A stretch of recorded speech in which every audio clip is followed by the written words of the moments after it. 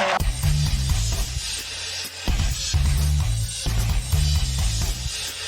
the end zone. Caught! Touchdown!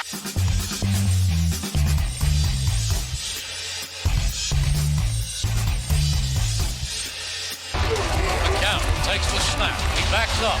He's going deep.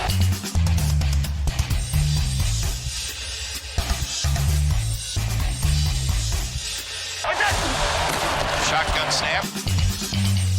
You're listening to the Alternative Football News Network. And this is AFN Live.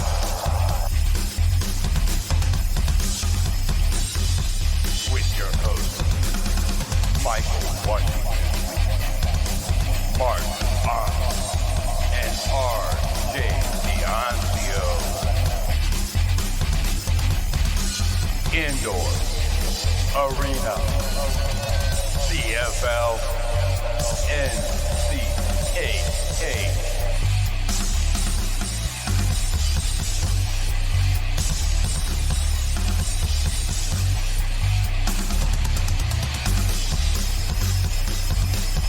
We're not your average talk radio.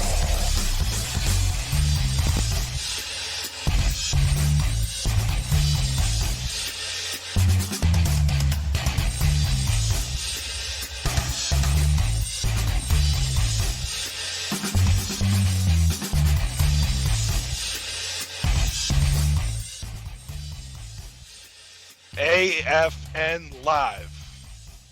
I'm your host, Michael Washington Weeks. It's Sunday night, and the last song that we played just before we came on air, we want to dedicate to the Kobe Bryant family. Send our best wishes to his wife and everybody involved. The news today didn't just strike the basketball world.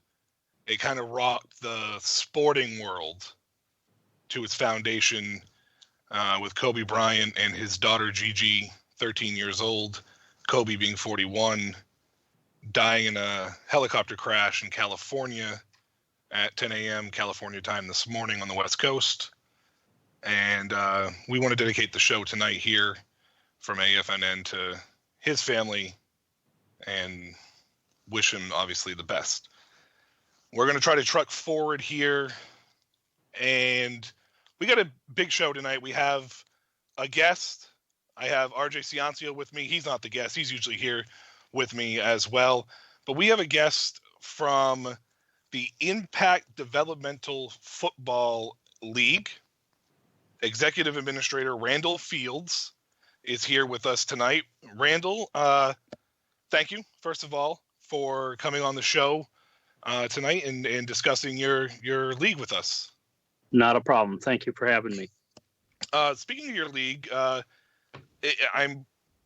don't you give us a little background as to how this league came about, what the philosophy is, what your direction is, and kind of like where you want to go with this league, and kind of give us a little bit of a breakdown as to how your league is going to be different than from other leagues.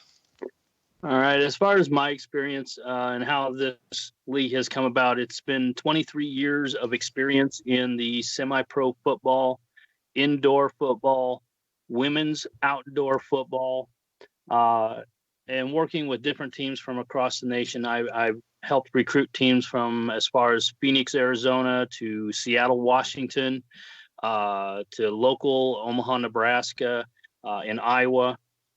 So it's taken experiences. I ran a team in the World Football League, its second incarnation in the early 2000s or mid 2000s, and different leagues that I've been a part of. Some had really great ideas and some didn't. And it was just taking bits and pieces of each of those leagues that were good and trying to bring them to this league and providing that to the teams. So looking at the overall structure of your league, you're going to have what appears to be 4 separate leagues underneath the Impact Developmental Football League umbrella. Is that correct? Correct. We will let out that cat out of the bag as far as details at our owners meeting in June. But in basic essence, what we're going to be doing is at this stage of the league, we're providing and going to be launching men's indoor, which launches in about 4 weeks. And then the week after, June 13th, after our national championship, we will launch our men's semi-pro division, which we've already recruited. We have 6 teams ranging from Kentucky to Indiana to Illinois and Missouri. They'll compete this first season, and then in October, in September, we'll take a small break, and then we will launch our youth flag football, which will launch in Racine, Wisconsin, and Louisville, Kentucky. Well, that's awesome. I'm excited to hear about this. Gives more opportunity, more chances for players to be able to play the sport that they love as well. The youth side of things, I'm very interested about. Where did the idea and the concept come of doing kind of a multi-layered league of this sort to be able to bring together? Like, what was the concept and the idea behind that, in essence, of what other leagues do? Other leagues have their reasons for doing what they're doing, what works and is efficient for them. But through most of my dealings for 20 years in women's football, gave me the idea that there's no pipeline like there is in the men's. In men's, there is the youth tackle, then they go into middle school and play tackle, then they go into high school and play tackle, then they go into college. They can go semi-pro route. If they're good enough, they'll go on to the NFL or the CFL or the indoor professional leagues. So there's a pipeline for those upper leagues to draw talent from. In women's football, there's absolutely none. They're just all out there playing, and there's a lot of teams across the nation. And my props to them for running over 20 years continually. And but they still don't have a pipeline system for support. And then I started looking at the indoor, and the indoor has that, but nothing directly. It sometimes takes years for talented players on the semi-pro level of sending in their videos and sending in all their information and their stats, and to even get a chance to get onto a decent indoor team. So what we decided to do is we want to build a development system for the indoor football. We're not trying to be the next AFL. We're not trying to be the next IFL or CIF. There's already enough competition at the top of indoor football. What indoor football, I feel personally, is it needs a support system, and it needs something more than just college. It needs something more than NFL players who still feel they can continue playing even though they're done at the NFL level. Those are far and few in between. There needs to be something more of a support system. And so I came up with the idea of having this league be able to build its own pipeline within the organization and then connect more directly with the IFL, the CIF, the AAL, and the NAL. Right. And I think it's good that you're bringing up the idea of a support system for the women's leagues, because I've talked to a lot of players in the forums, and wide consensus is that a lot of them pick up the game in adulthood, which means, as you said, boys start playing at a much younger age traditionally. And if you're looking around the country right now, there are more and more girls tackle football leagues popping up. Now, you said something on your website that I want you to expand on about your women's division being non-gimmicky, because when a lot of people hear women's football, they think the X League, formerly the LFL. What we plan on doing with that indoor division is bringing a little more legitimacy to it. This has been evolving for at least a good 6 or 7 years. The women will wear real football pants. They will wear real jerseys. They will wear real shoulder pads. They will wear real helmets. This is not about seeing how pretty their face is. We're not going after, and again, I'm not putting down the women's football world because I was involved in it for 20 years. The women's football world, for those who don't know about it, this is for women who've always wanted to play football, and they're giving a lot of women phenomenal chances, letting them live their dreams. But we want to put an actual athletic program on the field. So we will only be going after natural talent, or more specifically, we will be looking specifically at women who have athletic backgrounds, that they played volleyball, they played softball, they played basketball, any women's sports. All those sports have skill sets, and those skill sets can cross with male football skill sets. It just takes a good coach to be able to pull those skill sets and apply them to football. And that's what we're looking to do. We're probably going to start with only 4 teams centrally located. I've made an attempt on this before. I got a lot of good response, but with investors, we just had some stuff that didn't quite work out with timing. So I took a break from it for a while. But the system works. The women will wear football pants that are modified below the thigh pad. The jerseys will be a mid-drift jersey, but everything else, all hard equipment, everything, the pants will wear belts and everything. This will be a more hard-hitting, athletic type of game than the gimmicky stuff that's out there. As I call it, glamour football. And there's a place and time for glamour football, but we're not looking to put together glamour football. We're looking to put together legitimate women's indoor football.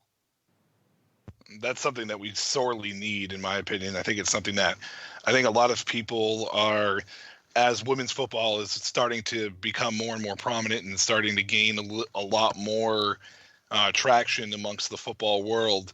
I think people are starting to look for that because, the X League, the LFL, I don't think people in general really take that league seriously.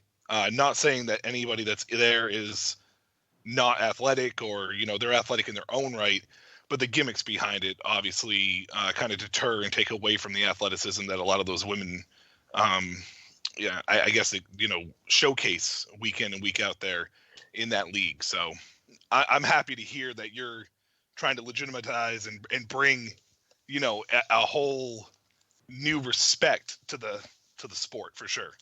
Yep. And so, like I said, that's one of the things. Then we plan on expanding out to women's outdoor as well, bringing a little bit more organization to women's outdoor football, but we're also covering flag football for men, women, and youth. And then our youth division will offer youth tackle and youth flag. We're here talking to Executive Administrator Randall. Oh, sorry, go ahead, RJ. Go ahead and finish your thought, my man, before we head off here. We can maybe answer this when we get back. I just want your thoughts on potentially partnering with other outdoor women's leagues in the future. I know the people who own the current outdoor women's leagues. We've run head-to-head because back in 2008, from 2008 to about 2012, about 4 or 5 years, I ran one of the women's national leagues. And so you get to know the teams, you get to know the opposing league owners.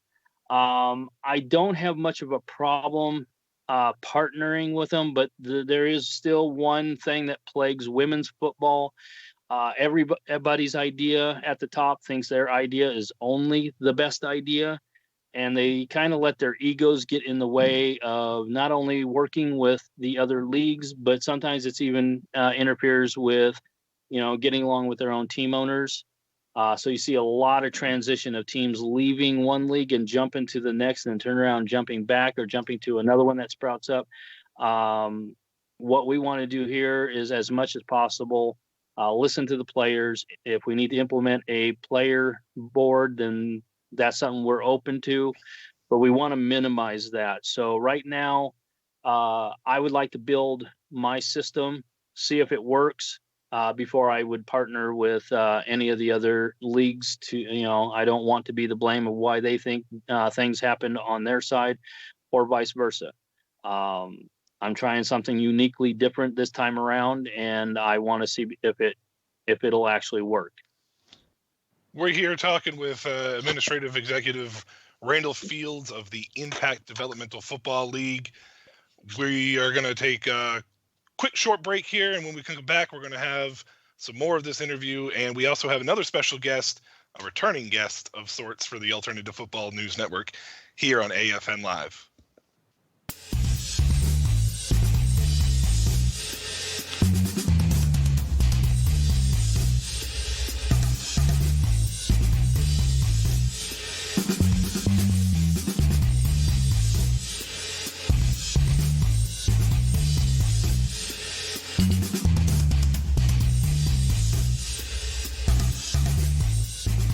The Alternative Football News Network.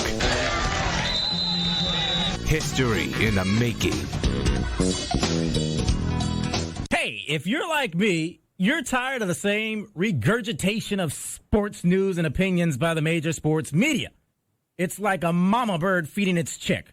I mean, every day it's the same opinions over and over and over again from the same guys, just passed down one from another. Whether from the 4-letter or the 3-letter networks or a report from a seat, well, stop it. Because we have found a perfect spot for you to get all your fresh opinion and news without bias and any special interest. I'm talking about Prime Time Sports Talk. NHL, MLB, NFL, mainstream, and alternative, plus the NBA. I'm telling you, forget about the 4-letter and 3-letter networks. PrimetimeSportsTalk.com. PrimetimeSportsTalk.com. Rising from the turbulent sea, beneath the darkening skies of their weather-hardened home. Relentless, ruthless, ravenous. Not of mythology, but of muscle. Not of folklore, but foot.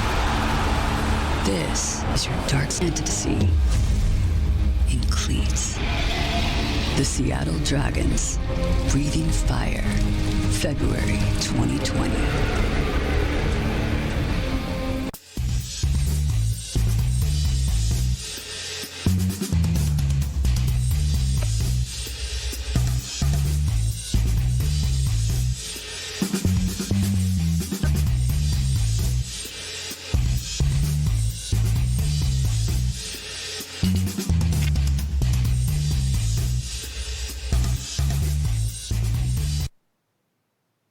AFN Live.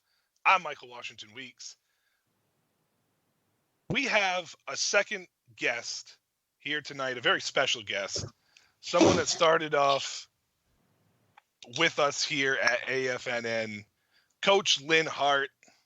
Welcome back. It's a pleasure having you here, my man. How are you? Good. How are you guys doing, man? Thanks for having me, man. I appreciate the opportunity to be back on with you guys. Well, I'm for one excited to have you back. I know that you have been involved with the Impact Developmental Football League. We're here, obviously, with Executive Administrator Randall Fields as well tonight. What's your experience been like, working with, the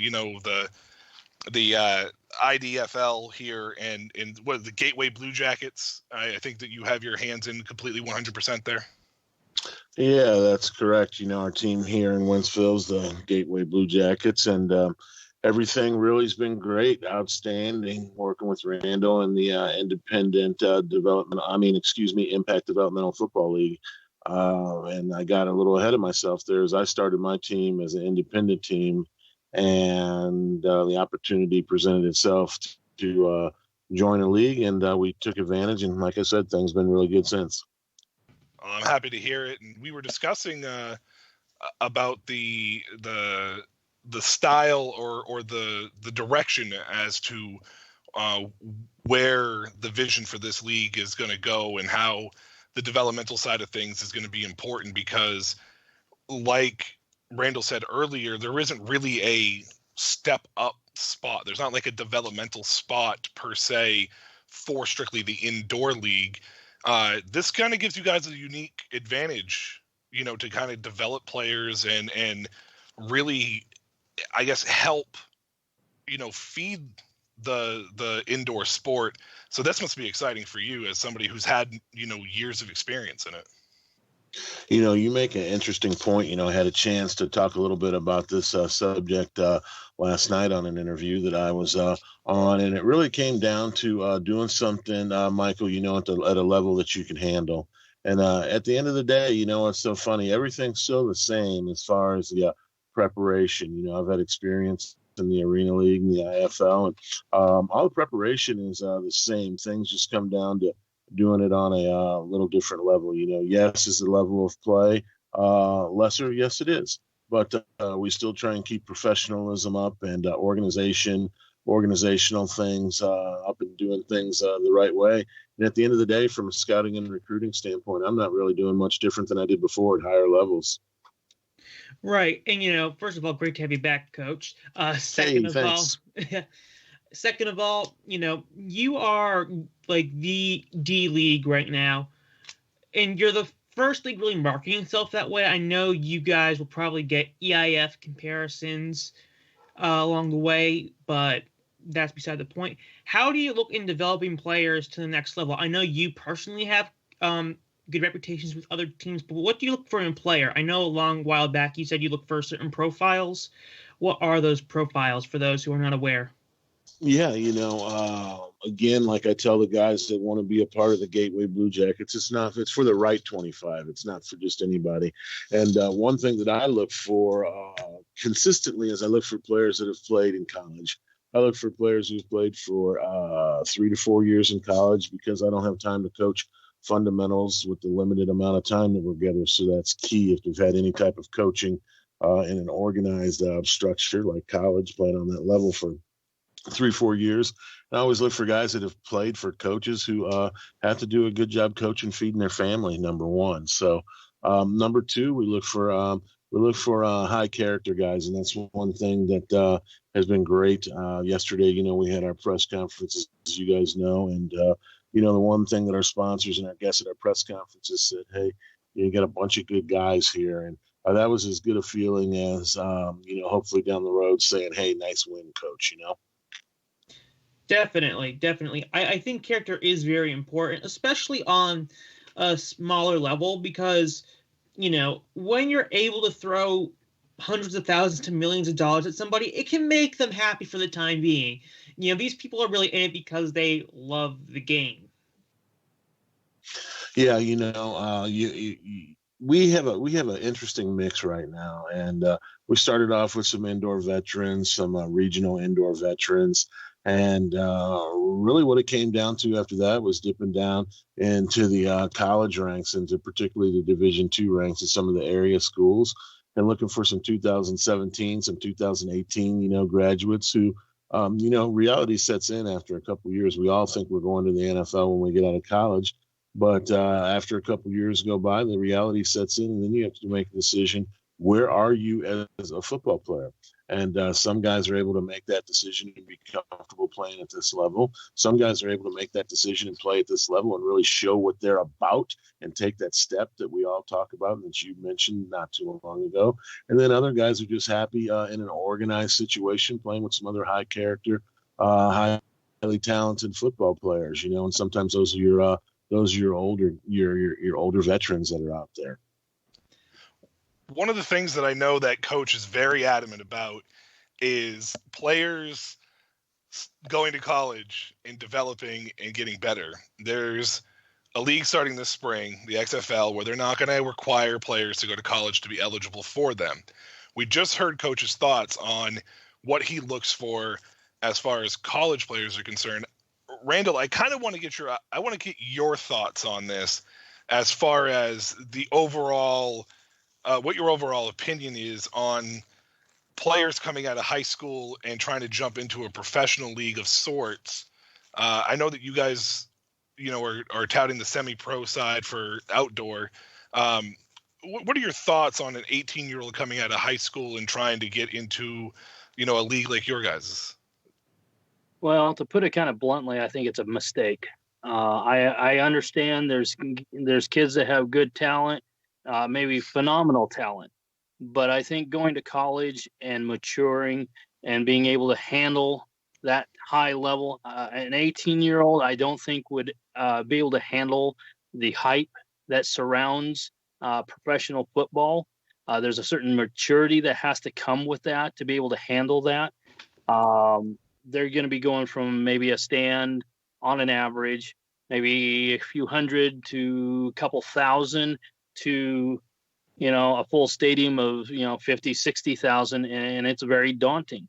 I don't think it's a good idea. I think they need that college level to be able to mature and hone and develop their talents, because a pro coach, how he approaches things is completely different than how a college coach does. And stuff. And there's a certain thing when you're a coach at a college level, this kid's needing to be schooled and trained and so on. At the pro level, those coaches are expecting you to, to perform. You're at that high level, you should be trained and able to handle that high level. And I think it's going to be a detriment to the XFL for allowing that to happen. And if the XFL lasts longer than they did the last time they were around, if they're around for a year or two, I think they're going to see that might be something that they have to change. So what about in your situation with your league? Is it a team by team basis? Are you leaving that up for the coaches, as far as if an 18-year-old wants to come in and try their hand at something that you're doing, or is it just going to be across the board as far as the rules is concerned that you have to have college experience? Well, I think for the indoor and the development of what we're wanting to develop, I think it should be on a team by team basis. Maybe this kid isn't is a good athlete, but maybe he doesn't have aspirations for college or the NFL or something like that, and he still wants to play football. Well, then this would be the perfect place for him to be able to develop and play. And when it comes to the development, it comes in kind of multiple levels. At the team level, they develop the players because they see the players on a day-to-day basis. League-wide, we really don't see those kids as often as the coaches or the team owners do. So we really don't want to step on their feet on the development of their players, because each area is different than the next and they develop in a different way. But the league still is here to develop, but we also try to help develop coaches, and most importantly, we want to help the teams be able to develop. So the teams want to see the players move up the levels. So say from flag to semi-pro to indoor, and then maybe the IFL or CIF. Me as a league owner, I want to be able to see these teams come up from meager means in our league and develop, and having us help them develop their brand, their presence, their uniforms, their gears, things like that. I want to be able to see one of these teams be able to come up and graduate from the IDFL and move into and be a team on the IFL or the CIF or the AAL or the NAL. Right. And I was wondering, you bring up all these other indoor leagues. They have varying rule sets. What leagues are you drawing inspiration from in that way? Around my area, there's two leagues that are the most predominant league, and that's the IFL and the CIF. The IFL is based out of Grand Island, Nebraska, and the CIF was basically born between Sioux City, Iowa, and Lincoln, Nebraska. And so I was living here when those leagues were developing, and that's where we're pulling a lot of our information, because they are right now, with the AFL gone, the IFL and the CIF are pretty much the top of the indoor football leagues. And that's who we wanted to be able to develop for. The AAL and the NAL are still kind of the new kids on the block, so to speak. Not as new as we are, but they haven't been around as long as the IFL or CIF. So we want to be able to get players to those two leagues as well, but our biggest focus overall would be the CIF and the IFL. We are here discussing the IDFL with Executive Administrator Randall Fields, and we have Coach Lynn Hart as well. We will continue this interview here on AFN Live on the Alternative Football News Network.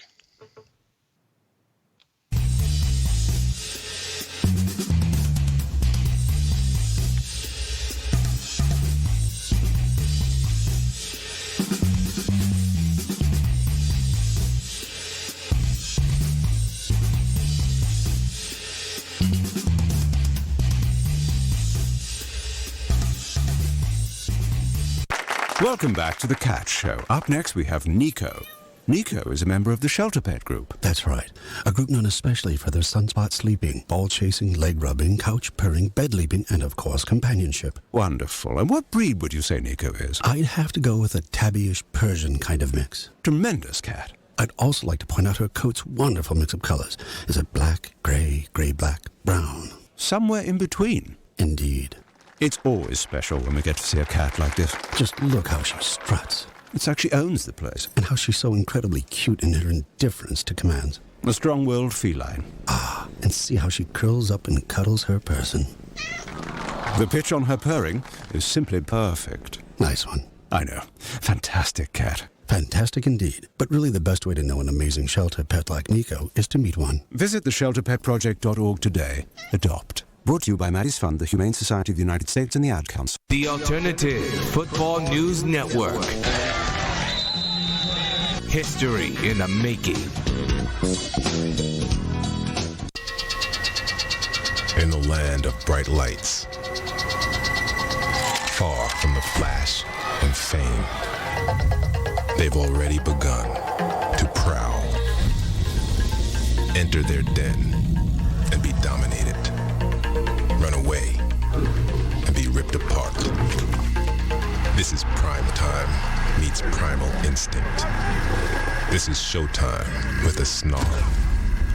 This is our time to roar.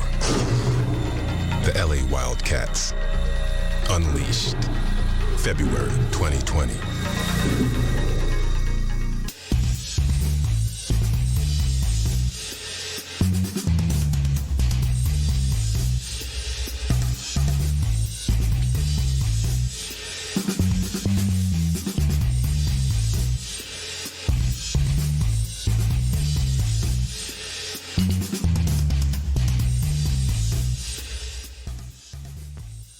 AFN Live. We're here discussing the Impact Developmental Football League in its several stages with Executive Administrator Randall Fields.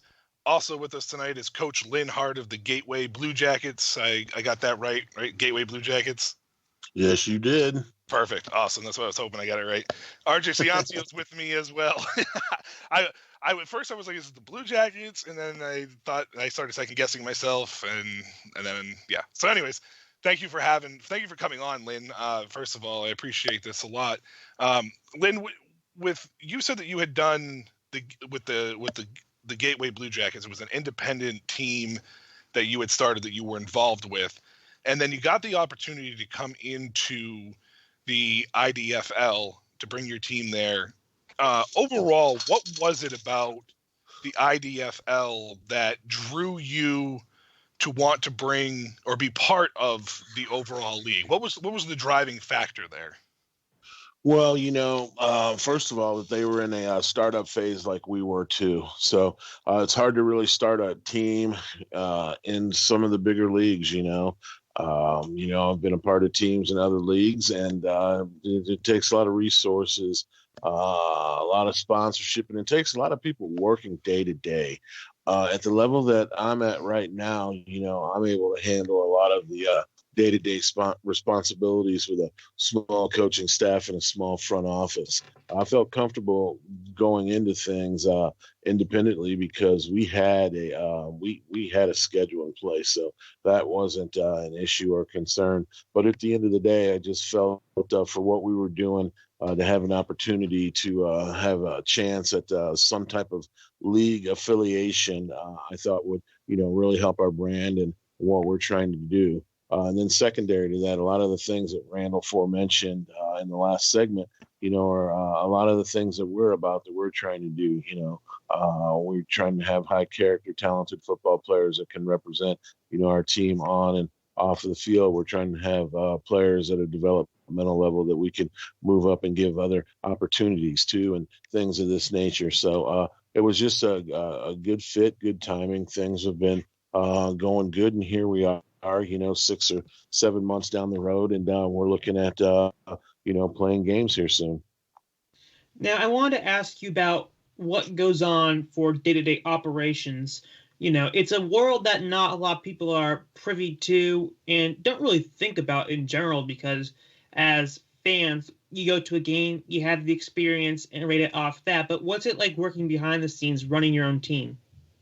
Yeah, it's rewarding, to say the least. There's a lot of hard work, but I think with the experience that I've had working in so many different levels of the sport, from equipment manager all the way through front office and coaching, now through ownership, I think the main thing is to have the opportunity to make the mistakes and learn from them as far as the business side's concerned. And then,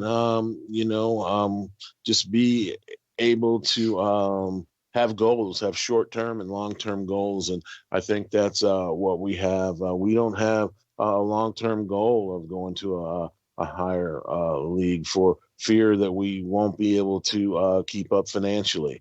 But if we can grow with the Impact Developmental Football League, and we can get to a level where we have several different tiers of competition, that looks like a good fit for what I want to do. And also at this point now, I've brought in more of my family, like I told a lot of people at our press conference yesterday, because those are the people that I can trust and rely on, and that will put in time day to day. Like me, a lot of people in this business, they just want to show up on game day, and they don't understand how much work is done those other 6 days. Now, Coach brings up an interesting point as far as resources are concerned, and I got to ask the question, because whenever there's a league that starts up or anything along those lines, one of the biggest things that comes up is, capital resources, the amount that extends to this situation. Randall, was there ever any concern as far as the size, the magnitude of this league? Was there ever a concern that the resources might not have been enough with as big of a project as this is? Yeah, at the beginning, but as things kind of fall in place, we have an in-house logo designer. We have an in-house gear supplier to provide like uniforms, player gear, shorts, compression shirts, things like that. So it's customized to each team.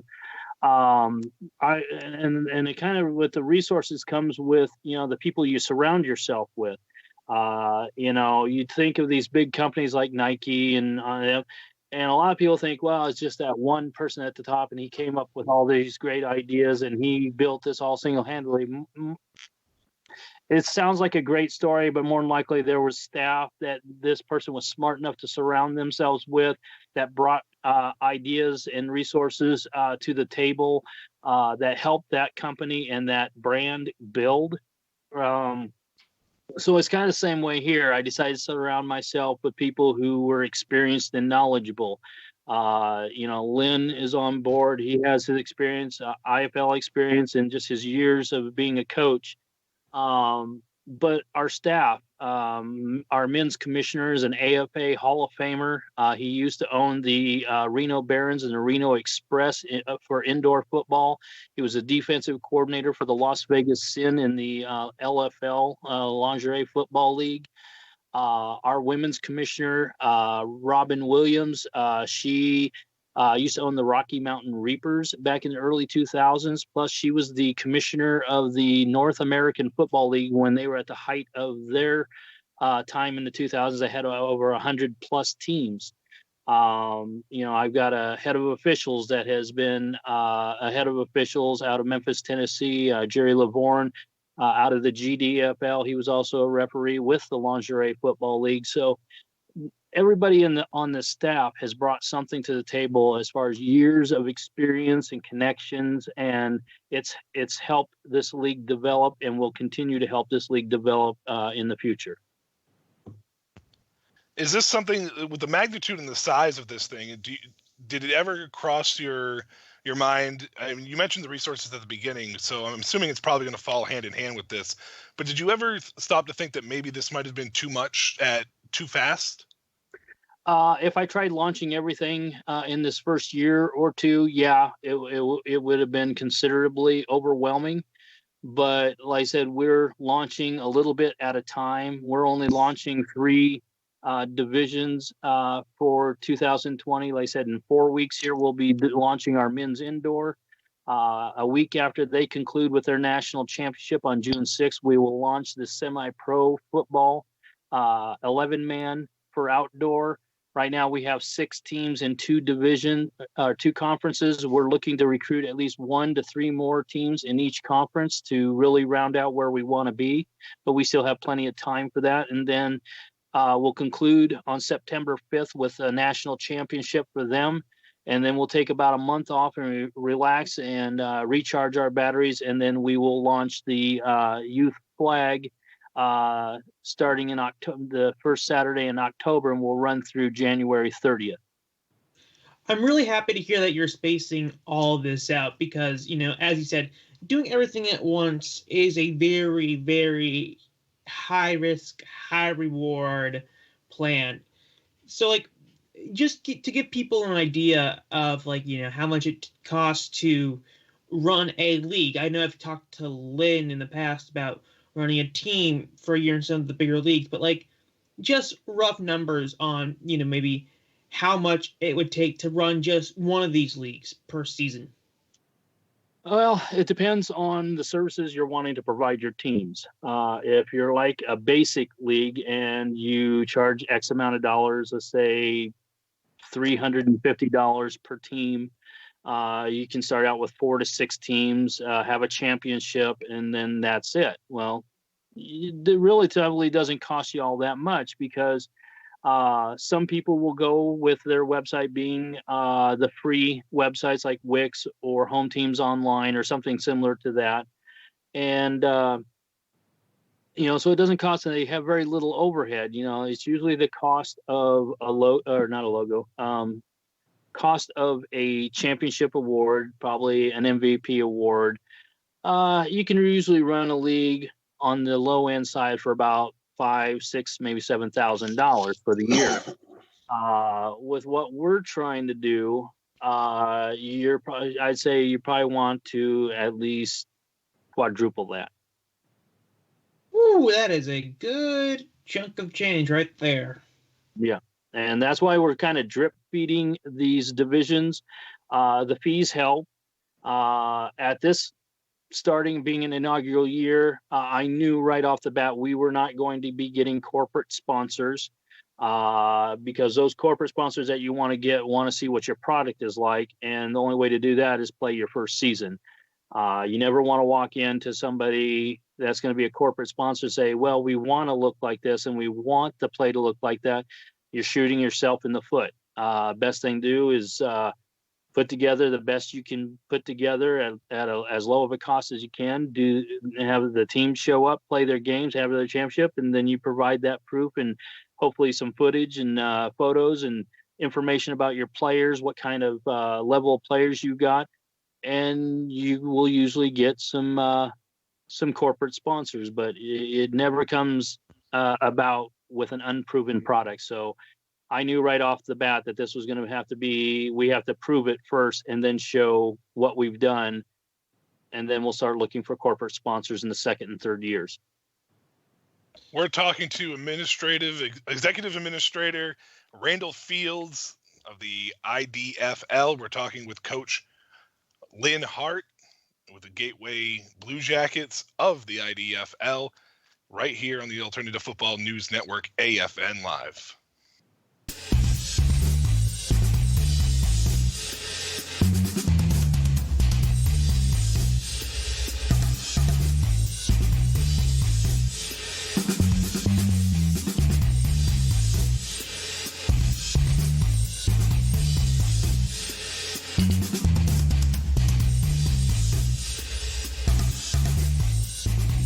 Today we decided to walk to school. At the corner, we waited to cross the street. The stoplight counted down. 15, 14, 31, 13. We took a left on Carroll Garden Street. Garden Street? Loud music was coming from a car. Danny's a smart kid, but he gets so distracted. There were so many other sounds, I didn't know what to focus on. Danny, Earth to Danny. Suddenly, he realized he forgot his homework again. I left my homework on the table. At the school steps, we hugged goodbye. I really hope he doesn't have another bad day at school today.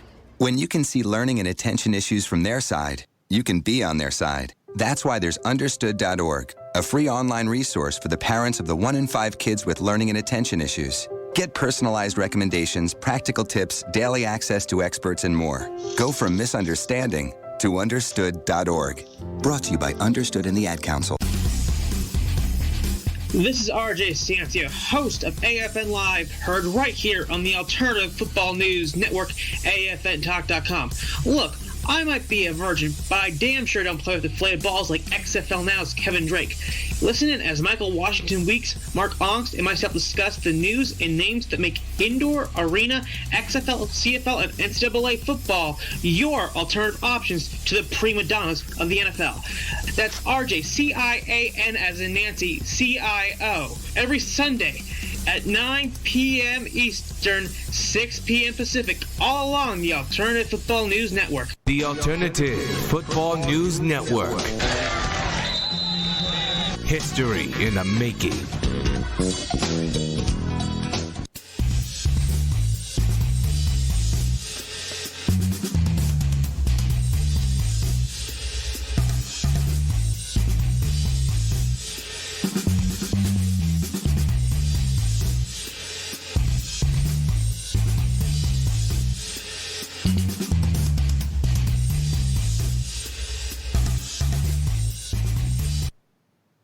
This is AFN Live, and I'm your host, Michael Washington Weeks.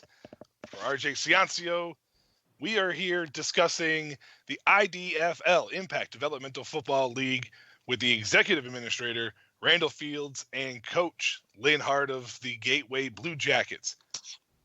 Randall, I got to ask you a question here, because you said coming up, your men's indoor league is launching in a few weeks, 3 to 4 weeks here. Is there going to be a way for is there going to be a way for people to be able to tune in or stream any of your games to be able to watch what your product is going to look like on the field? Well, as much as I would like there to be, again, trying to get the schedules, try to get the venues, try to get, make sure everybody's all on the same page. And I'm a big one on comfortably walking into our season and not rushing into it and trying to get stuff done a week before the season starts. I want these teams to be able to have fun, enjoy themselves. So it's been something we've been talking about. Nothing's been confirmed as of yet, but we would like there to be. I think we have been talking about there will definitely be a way for people to listen for the national championship and the Veterans Bowl over our national championship weekend. Coach, do you have something you want to add about that question? Well, I know Randall spoke on behalf of the league, and it is tough to get everybody on the same page as far as league streaming or whatnot, but we'll be able to stream via Facebook and also via YouTube through our Gateway Blue Jackets Google account. So to answer your question, there will be an opportunity at least to get a glance at the product before the championship weekend. Well, there you guys have it. Gateway Blue Jackets. You can check them up on Facebook. You can hit up their YouTube channel as well to be able to catch their games. I'm sure there might be a few other teams that might probably follow the same suit as you, Lynn. I would imagine.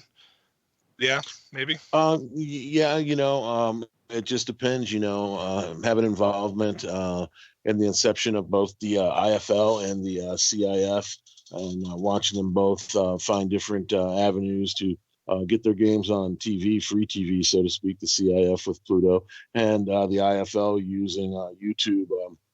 We just decided we had the resources within our organization. Again, a small organization, small front office, small coaching staff. You have to wear a lot of hats. We happen to have somebody within the organization that has that covered and has the equipment, so it's going to give us an opportunity to broadcast our product out there, like you mentioned. I think that, live streaming is really something that fans can gravitate to. I can say for certain that I wouldn't have been as privy to the indoor football world if it wasn't for YouTube and the IFL streaming many games there. The NAL followed suit. I assume you guys are not going to Pluto TV, right? I'll let Randall address that, and then I can speak in regards to our team. Go ahead, Randall. Okay, could you rephrase the question, please? If the opportunity, are you guys actively seeking out live streaming games on Pluto TV? I know CIF fans certainly have their opinions on that. Yeah, I'm very interested in that. Any venue or avenue that the league can take that makes sense for the league, so we can, get out what we're doing and be able to get as much exposure for the players and for the teams and staff and everything, then that's what we want to do. But so if an opportunity provided itself, we would be very, very interested in approaching that. And what will the other teams be doing live stream wise? Is that a team by team basis, or is there a league baseline for that? For this first year, it's team by team, but it is something that we've been talking and discussing in our weekly conference calls. So if we do decide to do that league wide, then that'll be voted on by the team owners and will probably be implemented next year when we approach the 2021 season. Well, it's nice to hear that you guys are talking about it, at least trying to get the ball rolling. So the likelihood of a 2021 YouTube channel, would that be something that you guys might look at as for a venue as well, as far as the league is concerned?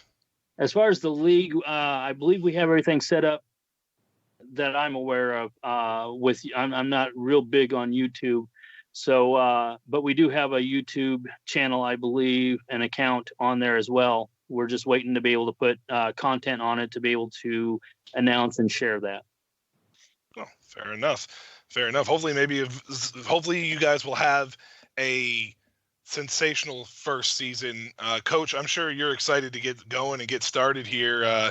4 weeks away, man. Your blood's got to be pumping. Your adrenaline's got to be going, my man. Well, it's interesting. Everything kind of takes place in phases, and we had a lot of build up getting the team off the ground and leading into our press conference yesterday. The press conference was pushed back from October because I was involved in high school football, and I didn't think it was going to be fair since we were still, we played 6 additional weeks in the state playoffs.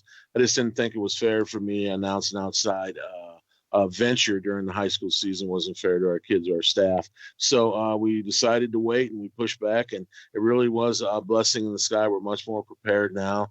I told some of my family earlier today, kind of like that phase is over and we're moving on, and we're doing exactly what you said. We got a great group of guys, and we're in the process of conditioning and training, and we're going to, start to implement game planning here pretty soon.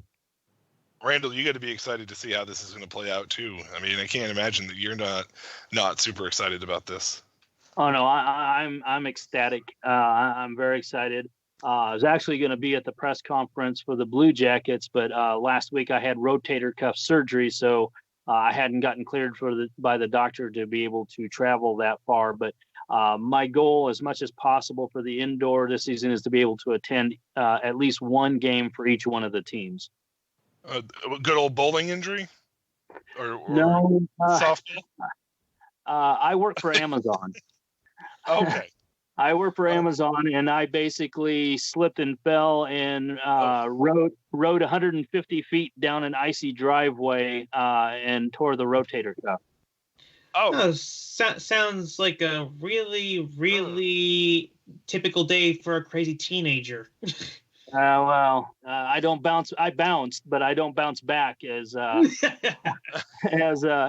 quite as much as a 16-year-old would. But doctor says everything's looking pretty good, so I'm just going through the rehab and dealing with what it takes to be at age 52 and healing. Well, hopefully it's a fast and speedy recovery for you. I've been lucky to have avoided any type of major surgeries to this point, so I don't know what the timetable is on that. I know that usually for sport, it ends baseball players' seasons. So hopefully it's not something that lingers for you, my man, for sure. Well, they told me it can take anywhere from 6 months to a year for it to heal. Well, hopefully it's closer to the 6 month side. RJ, do you have anything else for our two guests right now tonight? Yeah. All right. Where do you guys envision the IDFL, let's say 5 years from now? Well, by 5 years, we should have all of our divisions launched. The indoor division, our divisions are set up a little differently. Our indoor division has D1, D2, and D3 competitive levels in it. And as I have a checklist that, teams need to have, not just competition, but evolving their brand and their turf. And this is one thing I really want to talk about, because a lot of teams, not just indoor, I've been in the women's, I've been in the men's, and they'll say, semi-pro team, we're a professional team, and you walk out there and the team is mismatched. The competition is lackluster. I've seen it in the women's as well. They're saying they're pro teams. And I've seen some even at the indoor level. And my biggest thing is, if you're playing on soccer turf, that's fine, but you're an indoor football team. If you have arena-style turf, meaning the lines on the field look like a football field, then you're playing arena football. And that differentiation helps, because they do it at the college level. There's D1 and D2 and D3, and they have their different competition levels and the reasons why they're D1 and D2 and D3. It's the same way here. We feel honesty across the board between the teams in the league, but also teams and the sponsors and the teams and the fans. If you're going to say you're a professional team, you better be acting and performing and competing like a professional team. If you're not, those sponsors, those players, those coaches are not going to want to return if you cannot live up to that word professional. That's why we have the different divisional levels and things like that within our league. At the women's outdoor, the men's outdoor, the men's indoor, and the women's indoor, they all have their different competition levels, because we feel it's part of your character and your integrity is being able to be honest with the people you work with and who you're out there performing for, being honest with them across the board about what you are, who you are, and what you do. Well, thank you very much for spending the last hour with us, Randall. It's been a pleasure getting to pick your brain and try to understand a little bit about what your direction and vision for this league is concerned. And I wish you the best of luck. I'll definitely be keeping a close eye on it. Coach Lynn, thank you for joining us, my man. It's been a pleasure, as always. Yeah, I appreciate it. And guys, I wanted to say something real quick, because I appreciate you guys having me on. Congratulations to you guys, because I got started with you guys and I was thinking about things. You guys been rocking and rolling for at least a year, a little over a year now. And so again, keep doing what you do. I was glad I had an opportunity to get started with you guys. And as we move forward, you guys, any of you associated with Harry and AFN Talk, you guys have free reign, whatever you need with the Gateway Blue Jackets. Okay, guys? We appreciate that for sure, Lynn. And we definitely wouldn't have gotten to this point without your contributions here at AFNN as well. Appreciate it, guys. Of course. That was Coach Lynn Hart, the Gateway Blue Jackets of the IDFL. We had Executive Administrator Randall Fields. Randall, thank you so much for joining us tonight. It's been a pleasure. Not a problem. And I just want to kind of echo what Lynn has said. Anything you guys need from us, you got free reign and to be able to contact us. And we appreciate the time that you've given us.